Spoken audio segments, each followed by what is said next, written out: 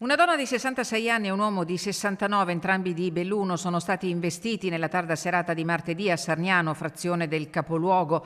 L'auto che ha travolto la coppia è finita nel canale che lambisce la strada. L'investimento è accaduto attorno alle 22:30. Marito e moglie stavano concludendo la passeggiata serale quando improvvisamente l'auto guidata da un 23enne di Belluno, risultato positivo all'alcol test, li ha travolti.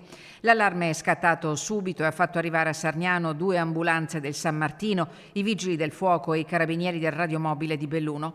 Fortunatamente i traumi accertati dai sanitari non sono gravi. I 2 pedoni sono entrati al pronto soccorso con codici lievi, media gravità per la 66enne, codice 1 per il marito. Il veicolo, ribaltato su un fianco lungo il canale, è stato recuperato con l'autogru dei vigili del fuoco e successivamente affidato al servizio di soccorso stradale. Il tratto di strada interessato, parallela alla principale di via Tiziano Vecellio, è rimasta chiusa al traffico fino alle 2:40 per consentire il ripristino completo delle condizioni di sicurezza.